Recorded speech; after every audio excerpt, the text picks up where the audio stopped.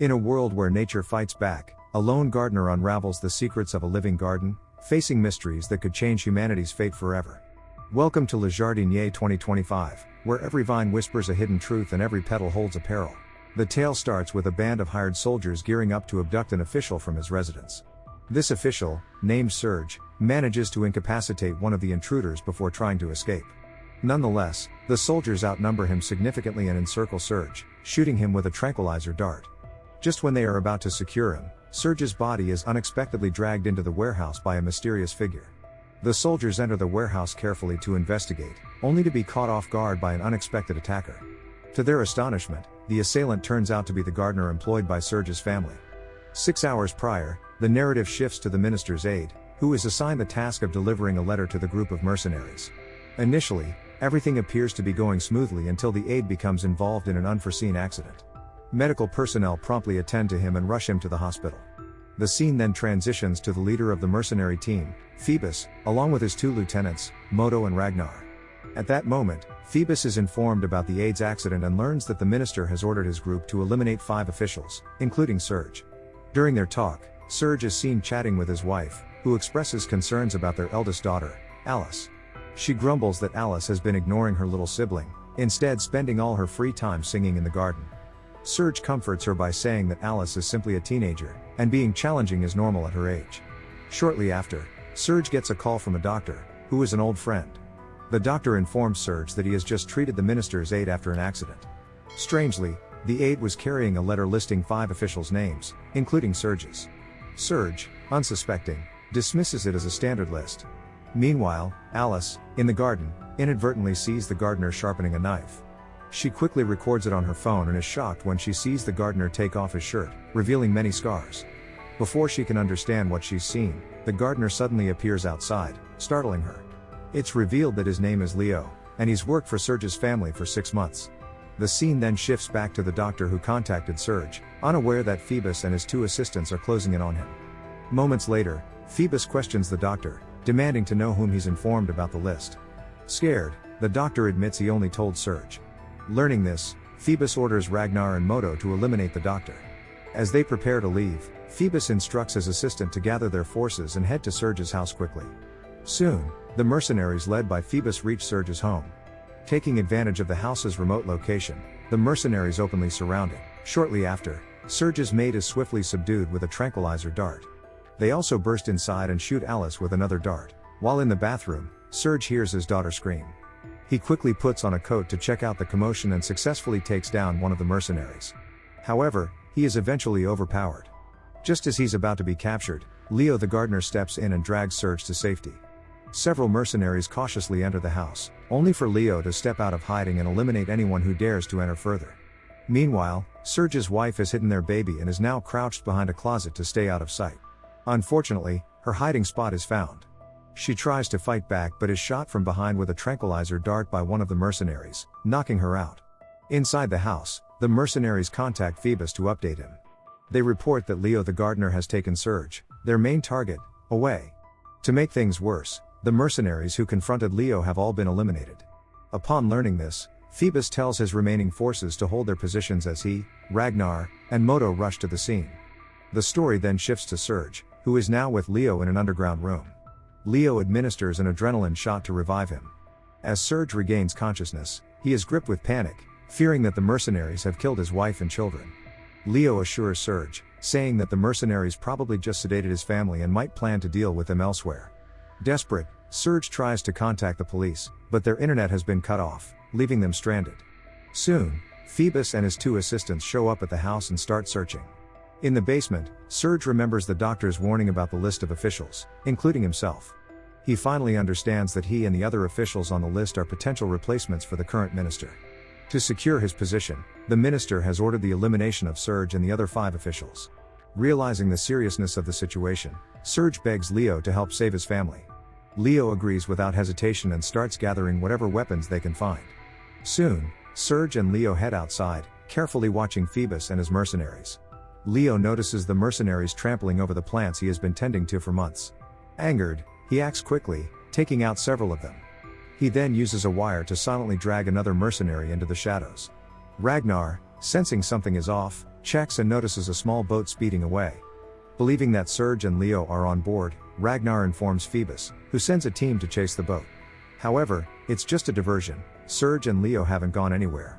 Serge tells Leo to watch the side door while he looks for a way out. Entering one of the rooms, Serge accidentally discovers a baby hidden inside a ventilation shaft, peacefully asleep with headphones playing soft music. Just as Serge is about to leave the room, two mercenaries confront him. At just the right moment, Leo shows up and quickly overpowers their opponents, right after Ragnar storms into the room, leading to an intense clash. During the fight, Ragnar gets briefly distracted when the baby spits up on him, allowing Leo to throw a perfectly aimed knife. Leo tells Serge to hurry and leave before more mercenaries arrive. They retreat to a storage shed in the backyard, where Serge starts losing hope because he can't find a way out. Suddenly, Leo reveals a secret door leading to an underground tunnel. Surprised, Serge asks Leo about his knowledge of the house, and Leo admits that it was once his father's, but it was seized and sold to Serge. Meanwhile, the mercenaries tracking a decoy boat return with no success. They report to Phoebus that it was just a diversion. 15 minutes later, a filthy Ragnar, who had amazingly survived the earlier fight, goes back to Phoebus. Seeing Ragnar in such a state, Phoebus instructs him to clean up, and then orders his men to find Serge and Leo. The scene shifts to Leo and Serge hiding in the secret tunnel. Noticing the baby needs a new diaper, Leo asks Serge for his coat, which he plans to transform into a makeshift diaper. While Leo cuts the coat, Serge puts on an old uniform that belonged to Leo's father, kept since 1943. While Leo tends to the baby, Serge unwittingly dons a Nazi uniform, unveiling the shocking truth that Leo's father was once a respected Nazi officer. By evening, Serge's wife and Alice wake up, but the maid remains unconscious due to the tranquilizer. Phoebus and Ragnar confront them, demanding to know the gardener's real identity. Frightened, Alice discloses Leo's true name. Ragnar quickly searches online but finds that Leo's records are government classified, confirming Leo is no ordinary man. A few hours later, a mercenary tells Phoebus that his team has found a hidden tunnel. Phoebus inspects it and believes Serge and Leo are inside, so he orders Moto to lead a team to flush them out. Meanwhile, Serge asks Leo about who he really is, and Leo simply says he's just a regular gardener who loves plants. Soon, Leo learns that Phoebus' men have discovered their hiding place. He tells Serge to protect the baby while he readies himself to face the mercenaries. A fierce battle erupts, and Leo ends up fighting Moto, Phoebus' ruthless, bald right-hand man. During the confrontation, Serge tries to assist Leo but accidentally strikes him with a tranquilizer dart. This mishap gives Moto the opportunity to move in on Serge, ready to finish him off. Luckily, Leo expends the last of his energy to successfully strike Moto and rescue Serge. After overcoming Moto, Leo injects himself with adrenaline to negate the tranquilizer's effects. He urges Serge to quickly head towards the tunnel's exit, which leads into the forest. Meanwhile, despite his injuries, Moto returns to Phoebus and reports that the gardener they encountered is highly skilled and probably a trained agent. The scene transitions to Serge and Leo, who have reached the forest again. Serge questions Leo about his true identity. With no other choice, Leo admits that he is a former German Special Forces operative raised among Nazi soldiers. His father was a ruthless Nazi colonel, but they were never close. Serge is amazed by this revelation, realizing the gardener he underestimated is both a Special Forces operative and the son of a senior Nazi officer. Curious, Serge asks why Leo wasn't close to his father. Leo explains that his father was a violent man who even killed Leo's mother. The narrative shifts back to Moto and Ragnar, who are firing weapons into the air under Phoebus's orders. The gunshots are intended to pressure Serge and Leo into surrendering. Hearing the shots, Serge and Leo contact Phoebus using a handheld radio. Phoebus chillingly warns them that every 15 minutes, one of Serge's family members will be executed unless they surrender. Meanwhile, Serge's maid, just regaining her consciousness, mistakenly thinks the mercenaries are burglars and starts giving away details about Serge's cash and valuables. Phoebus repeats his threat to Serge, warning that his family will be killed one by one every 15 minutes if they don't give up. On hearing Phoebus's threat, the maid, terrified for her life, blurts out that she's not part of Serge's family. Irritated by her outburst, Phoebus pulls her outside and executes her without a second thought. Over the radio, he then states that only Serge's wife and daughter are left. Meanwhile, unwilling to let his family suffer, Serge injects himself with adrenaline and urges Leo to return to the house with him. In a daring attempt, Serge charges into the house single-handedly, fantasizing about defeating Phoebus and his lieutenants. However, this is just an illusion as Serge is still next to Leo, immobilized by anxiety and doubt. Simultaneously, Ragnar briefs Moto on the secret information he's found about Leo's real identity. Both Moto and Ragnar are shocked by who Leo truly is. Moto quickly conveys this revelation to Phoebus, who decides to verify the facts himself. Upon reviewing the data about Leo, Phoebus shrugs it off and instructs Ragnar to keep watch around the area. As Ragnar patrols the garden, Leo unexpectedly attacks him, yet holding the baby hinders Leo from effectively fighting back. As Ragnar aims his weapon at Leo, baby Serge unexpectedly appears, taking Ragnar down and saving them both. With Ragnar out of the way, Serge and Leo head toward Phoebus. At that moment, Leo challenges Phoebus to a life or death fistfight. Phoebus accepts, smirking as he reveals that he and Leo once served in the same elite special forces. Before the duel begins, Phoebus confesses his jealousy of Leo, who was well respected, while he was overlooked. As the fight progresses, Leo gains the advantage, cornering Phoebus. However, just when victory seems certain, Phoebus slyly pulls a small pistol from his boot and aims it at Leo. Seeing this, Leo, resigned to his fate, prepares for the worst. Suddenly, a gunshot echoes, causing Phoebus to collapse.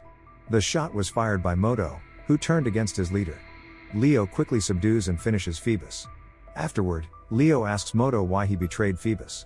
Moto explains that he always respected Leo more, especially since Leo was his trainer in the military.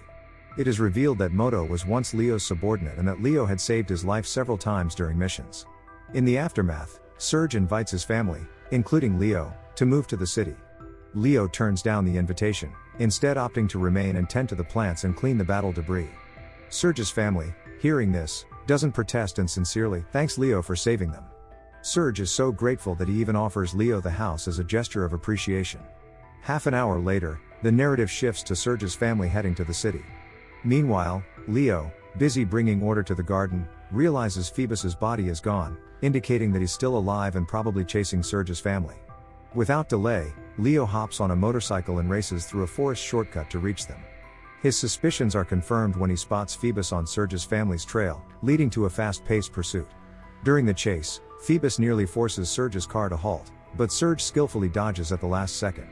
Phoebus fires shots, but Leo arrives just in time to intervene, knocking Phoebus off his motorcycle. However, the vehicle is empty when Leo checks. Phoebus has slipped away once more. Suddenly, Phoebus appears aiming a weapon at Leo, but Serge bravely exits the car and challenges Phoebus to a duel. As Phoebus momentarily lowers his defense, Leo takes the chance to strike, ensuring Phoebus is finally dead. Days later, news emerges that the minister behind the mercenary attack has been arrested.